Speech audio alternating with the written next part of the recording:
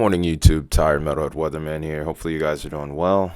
Hopefully, you guys are safe after the crazy day we had yesterday.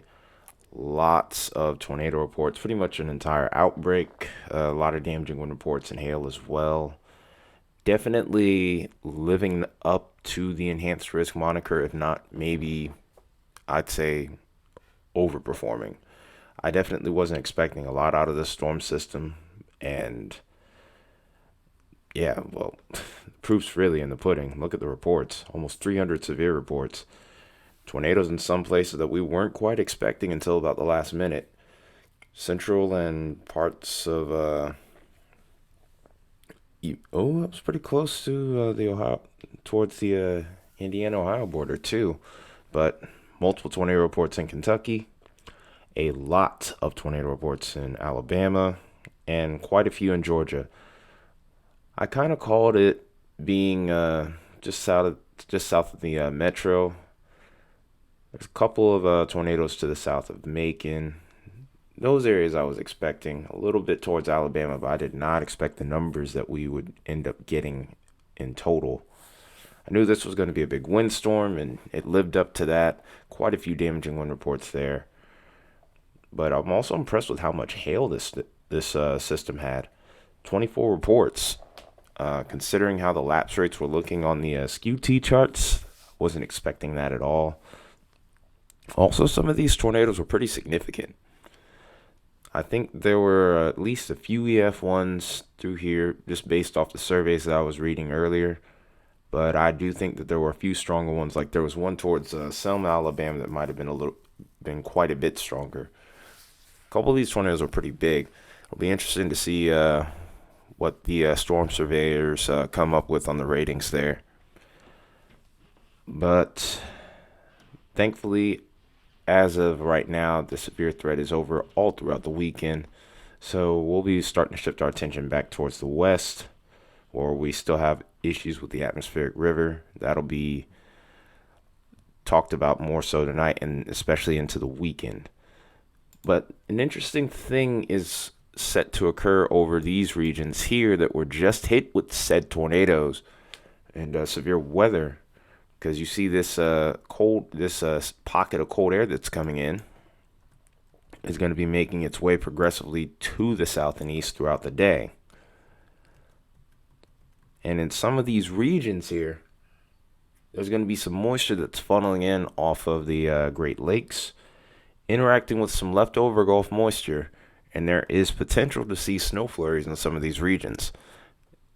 These areas aren't even used to seeing snow on a regular basis anyway. While accumulation isn't expected, it's pretty crazy that we go from one extreme to the other. In fact, you can already see it on this model here where these snow flurries and snow showers are coming from, sneaking their way in from Lake Michigan, and they're going to work their way into the Appalachians, and then there is a chance of these pushing all the way as far south as maybe Atlanta. Maybe Birmingham could see a couple of flurries, especially as we get into the evening hours and overnight. So that's a pretty interesting thing to be watching here. Shouldn't hamper cleanup efforts too much, but it's definitely going to be a lot colder. So make sure you're bundled up out there if you're perhaps seeing this video in areas like Alabama and Georgia. But it's going to be a pretty quiet weekend, other than out towards the west where we're still having issues with the atmospheric river. You can kind of see it right here.